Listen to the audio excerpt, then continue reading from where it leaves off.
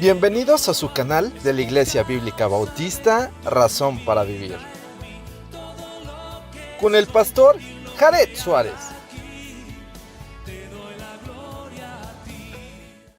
Vamos a orar.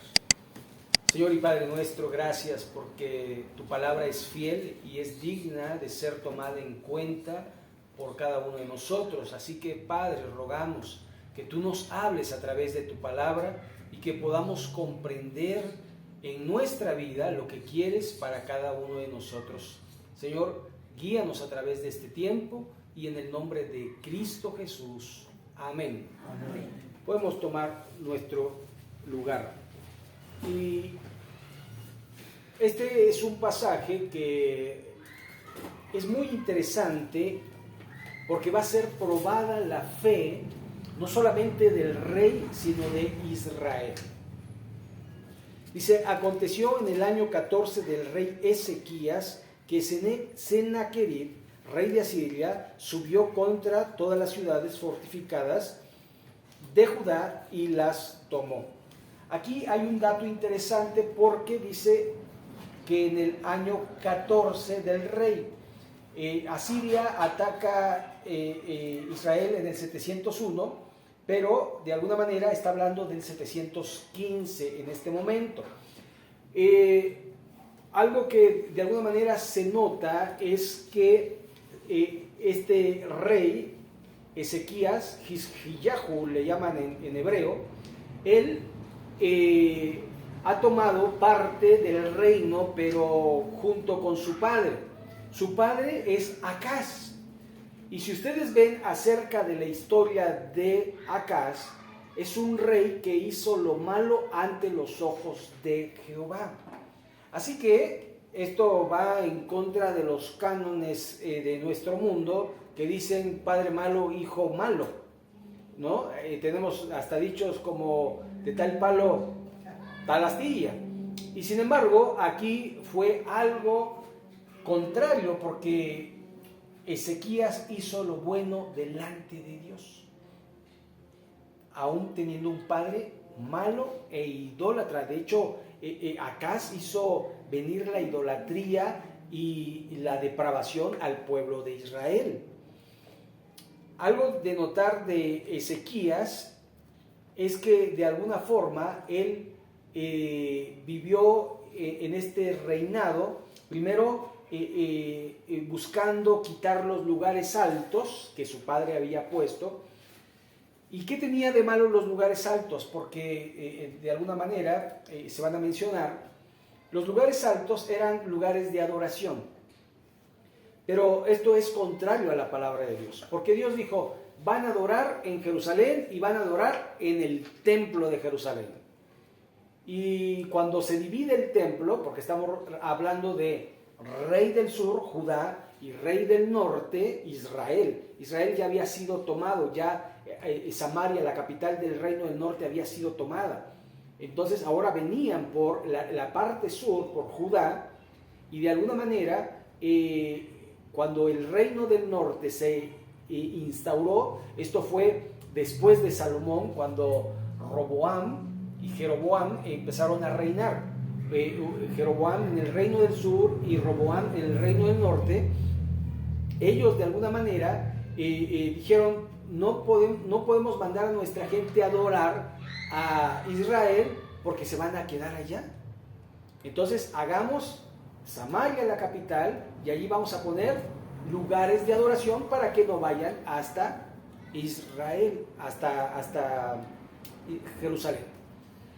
Entonces ahí se empieza a pervertir el tipo de adoración. Es curioso, ¿no? Porque uno empieza a cuestionar los mandamientos de Dios. Uno dice, ¿y por qué así? ¿Y por qué no así? Esto sucedió en los primeros días del hombre.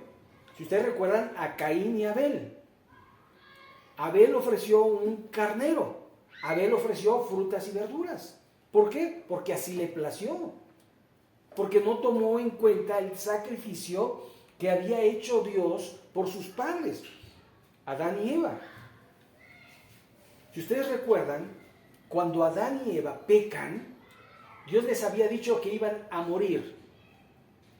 Ciertamente moriréis. El día que comas del fruto del árbol de la ciencia del bien y del mal, ese día moriréis. El hombre no murió porque Dios tuvo misericordia, pero entró la muerte al hombre. Pero dice la Biblia que Dios proveyó vestidos a Adán y a Eva de pieles de animales, lo cual indica un sacrificio sustitutorio. El mismo sacrificio sustitutorio que hizo Jesús, el Cordero de Dios, por nosotros. Así que, de alguna manera, venía este hombre a amenazar a Judá. Verso 2.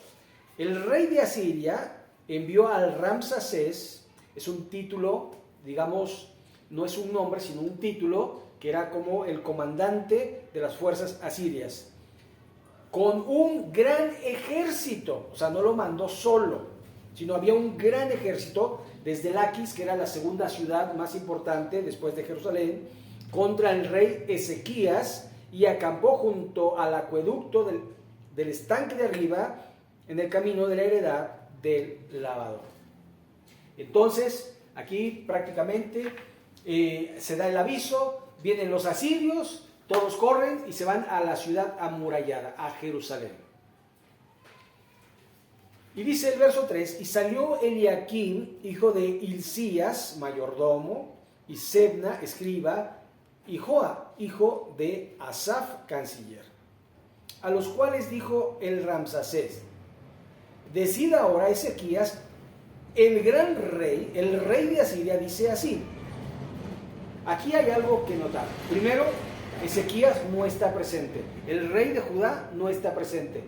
Quizás porque temiera por su vida, una flecha o algo que lo pudiera alcanzar, o simplemente una estrategia de guerra. Pero lo que sí llama la atención es que el Ramsacés no se dirige a Ezequías como rey.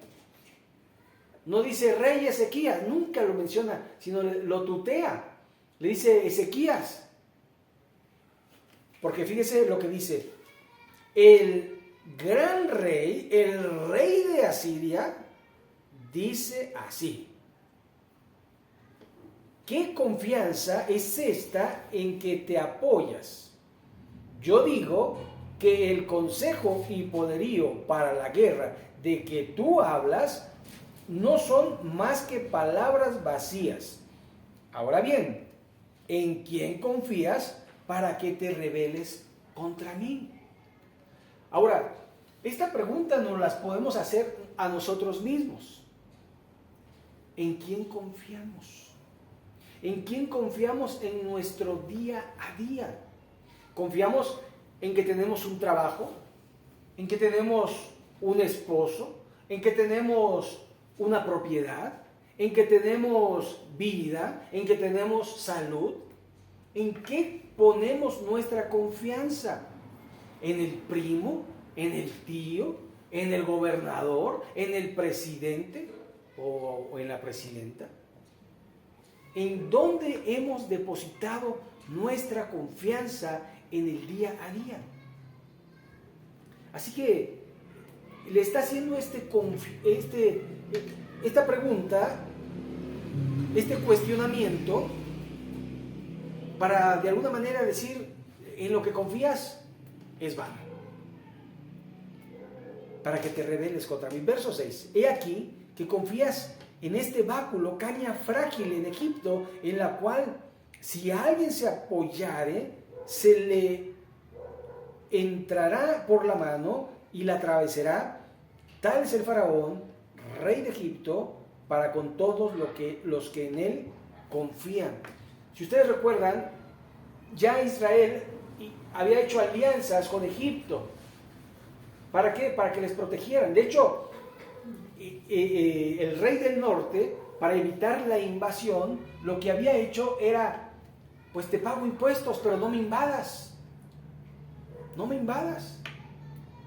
Y cuando muere el rey de Asiria, dice: no, pues se acabó, ya no les pago impuestos. Y vinieron y ¡pum!, se los llevaron. Una de las costumbres que tenía Asiria era matar de una manera violenta. Ellos eran conocidos por matar violentamente. Si una mujer estaba embarazada, le abrían la panza. A los niños los azotaban contra las paredes para reventarles la cabeza. Hacían cosas atroces. Digamos que era el terrorismo antiguo. ¿Para qué? Para infundir temor a los demás. Eso es lo que hacen los terroristas en el mundo. Y ahora lo hacen también los zetas y lo hacen los narcotraficantes, ¿verdad? Teniendo armas poderosas, y el que no se alía, lo eliminamos. ¿Sabe?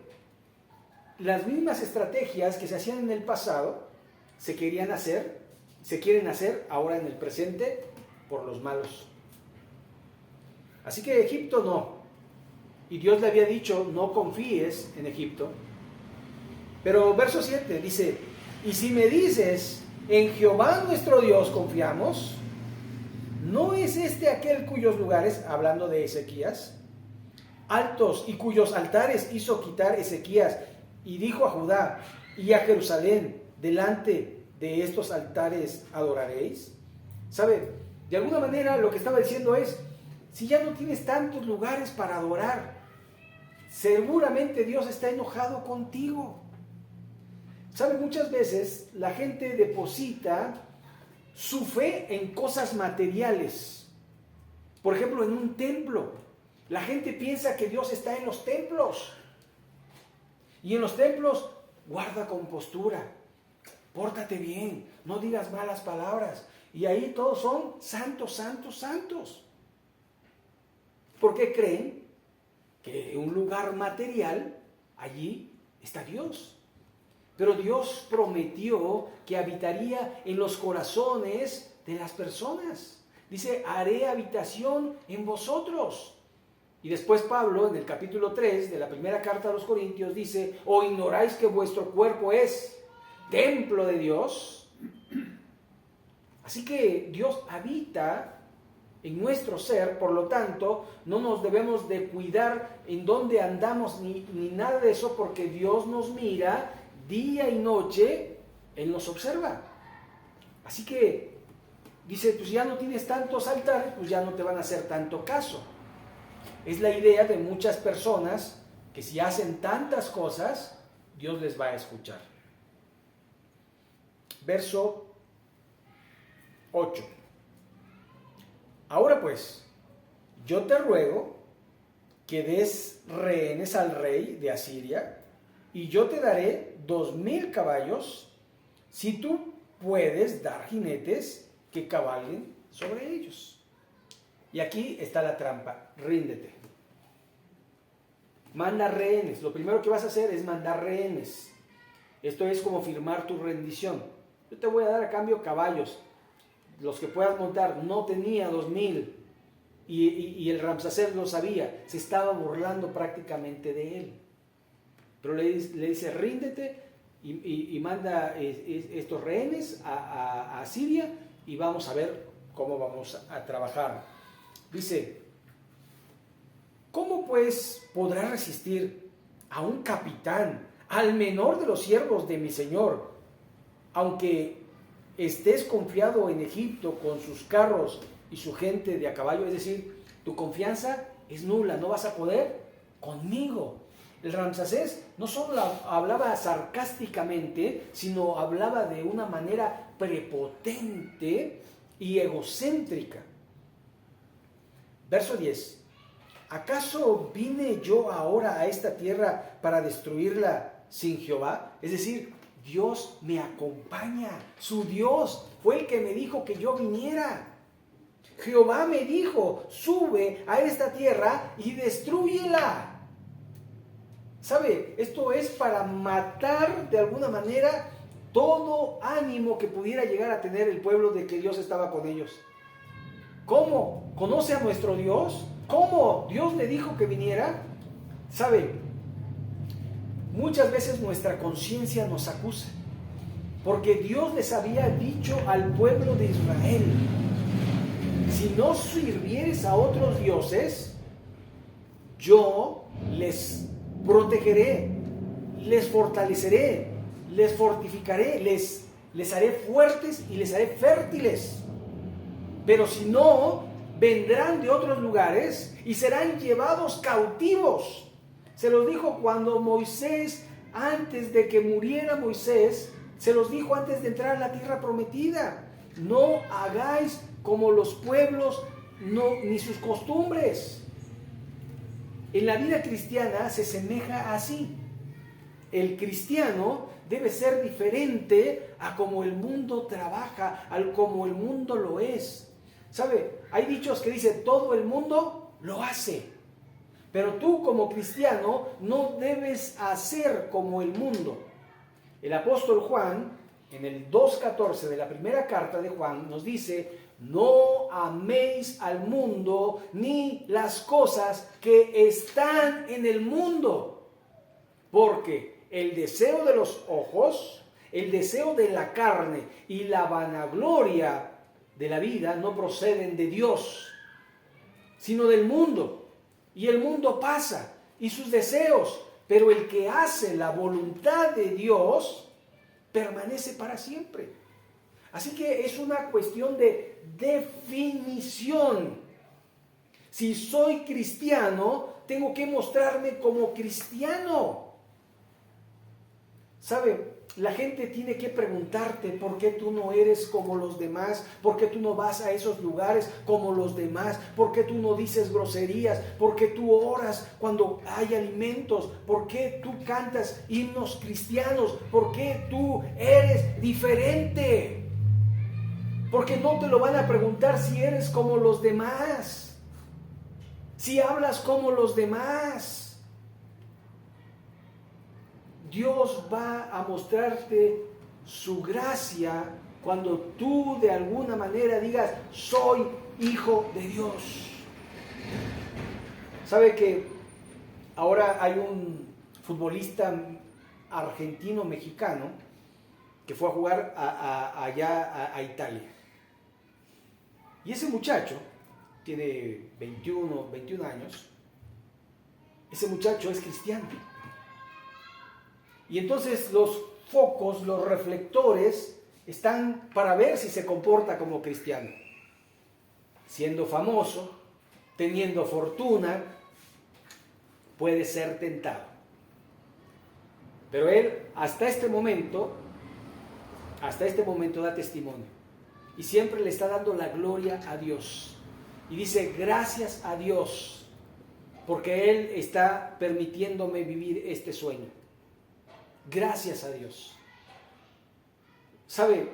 La gente habla de su homosexualidad y no le da pena.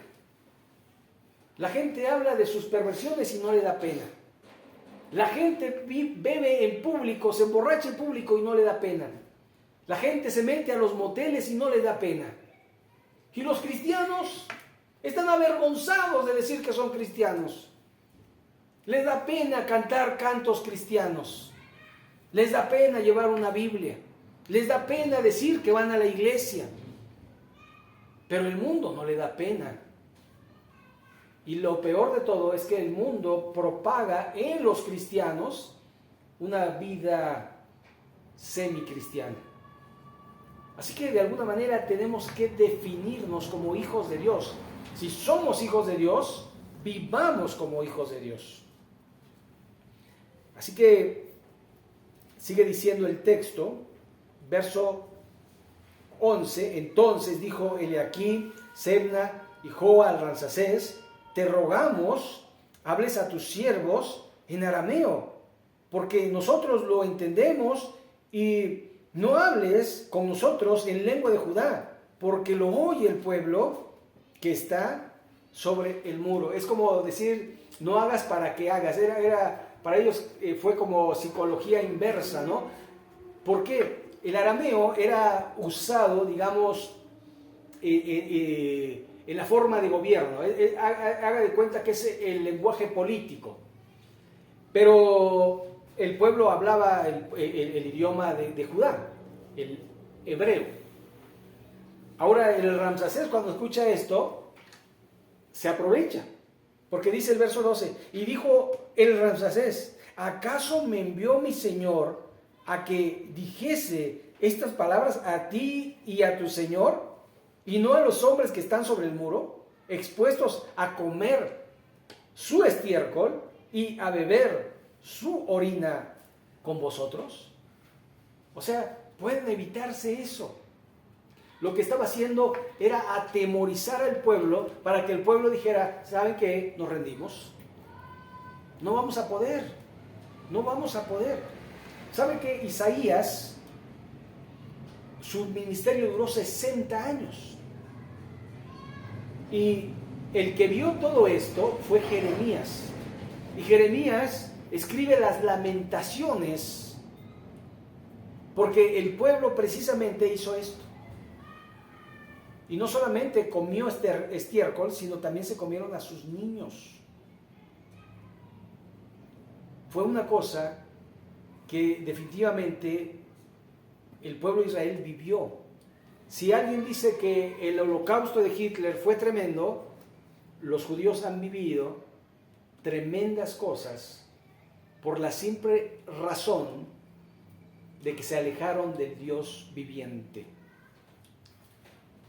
Ahora, si Dios no tuvo misericordia de el olivo, ¿tendrá misericordia de los que han sido arraigados en el olivo?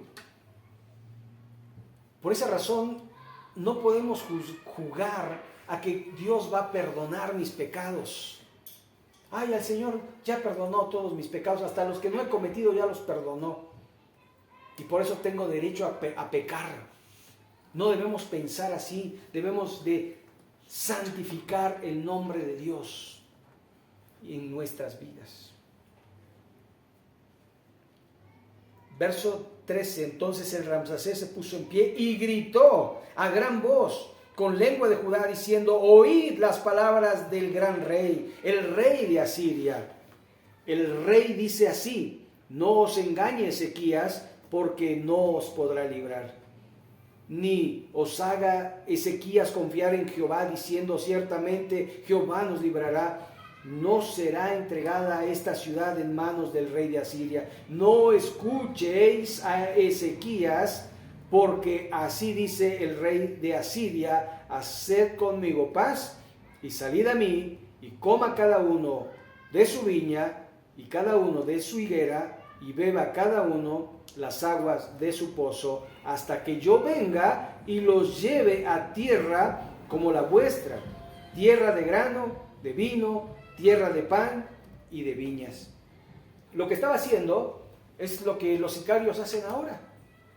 Te voy a proteger. ¿De quién? De mí. Te voy a dejar trabajar para que me des a mí. Era prácticamente lo que estaban haciendo estos hombres. Y decía, no confíes en Dios, porque ni Dios podrá librarte. Qué cosa tremenda, y aquí está el error del Ramsés. Si bien Dios lo guiaba a conquistar, pero ahora estaba hablando mal de Dios. Verso 18. Mirad que no os engañe Ezequías diciendo Jehová nos librará. ¿Acaso libraron los dioses de las naciones cada uno su tierra de la mano del rey de Asiria? ¿Dónde está el Dios de Amad, el Dios de Arfat? ¿Dónde está el Dios de Sefarbaim? ¿Lo libraron a Samaria de mi mano? Y toda la respuesta es no. No sirvieron a esos dioses porque no eran dioses. Pero ahora se están metiendo con el Dios verdadero. Y después hace esta pregunta, verso 20. ¿Qué Dios hay entre los dioses de estas tierras que haya librado su tierra de mi mano para que Jehová libre de mi mano a Jerusalén? ¿Sabes? Es curioso porque vamos a ver que Asiria no conquista Judá, sino lo conquista Babilonia. Y cuando Babilonia se opuso a Jehová, entonces Babilonia fue hecho a un lado también. Así que Dios está buscando gente que le sea fiel, no que use a Dios. ¿Sabe? La mayoría de nosotros ha aprendido así. Señor, dame para que yo te dé. Señor, bendíceme para que yo te bendiga. Señor, dame sabiduría para que yo te siga. Primero Dios, hazme para que entonces yo haga. Sin embargo, entendemos que Dios nos amó primero y por eso nosotros le amamos. Y si le amamos, entonces nuestra vida tiene que ser correspondida en base a lo que Dios quiere, no en base a lo que nosotros queremos. La mayoría de nosotros dice, Señor, guíame a hacer mi voluntad. Pero la disfrazamos con, pero hágase tu voluntad. Pero lo que le estamos pidiendo es todo lo que nosotros queremos. Señor, haz esto, haz lo otro, haz aquí, haz allá. Pues ¿quién es Dios? ¿Acaso nosotros le podemos decir a Dios lo que tiene que hacer y lo que no tiene que hacer? Señor, sáname, Señor, dame esto, dame lo otro, protégeme, ayúdame, haz aquí, haz allá. Pues ¿quién es Dios que da la instrucción? Así que de alguna manera tenemos que entender y tenemos que pensar que Dios quiere un pueblo que se humille ante su presencia y que crea que Dios es galardonador de los que le buscan, de los que le temen, de los que le obedecen. Verso 21, pero todos callaron y no respondieron palabra porque el rey así lo había mandado, Ezequías, diciendo, no le respondáis. Entonces Eliaquim, hijo de Hilcías, mayordomo, y Sebna, escriba, y Joa, hijo de Asaf, canciller, vinieron a Ezequías, rasgados sus vestidos, y le contaron las palabras del Ramsacés. Así que aquí vienen para decirle qué vamos a hacer. Eso es lo que vamos a ver dentro de 15 días.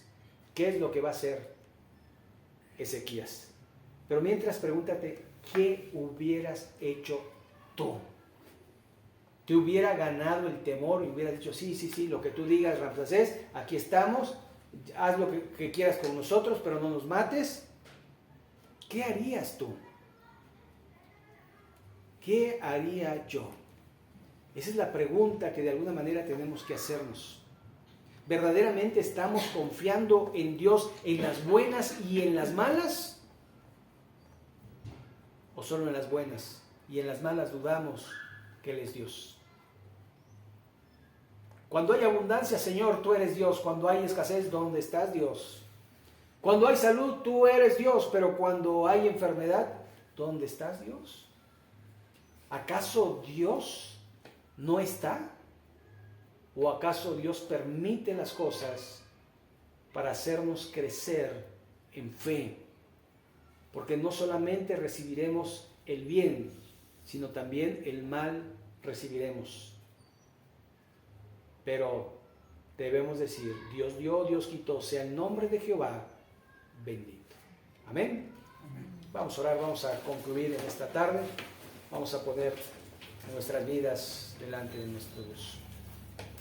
Señor y Padre nuestro, te agradecemos porque vemos una situación difícil, un asedio, amenazas, temor. Pero Señor, si tú estás con nosotros, ¿quién contra nosotros? Te rogamos que nuestra fe no decaiga, sino que podamos creer en ti cada vez más, sabiendo, Señor, que tú eres el Dios de dioses, Rey de reyes, Señor de señores, y que no hay otro Dios fuera de ti. Señor, ayúdanos a confiar en el día a día, de que tú estás al control de nuestra vida y de todo lo que pasa alrededor de ella. Señor, ayúdanos a poder dar testimonio de que somos tus hijos, que somos cristianos verdaderos, que no somos de este mundo y que brillamos con tu luz. Señor y Padre nuestro, gracias por este día. Bendice a mis hermanos, suple sus necesidades, guíanos a hacer tu voluntad y en el nombre de Jesucristo. Amén.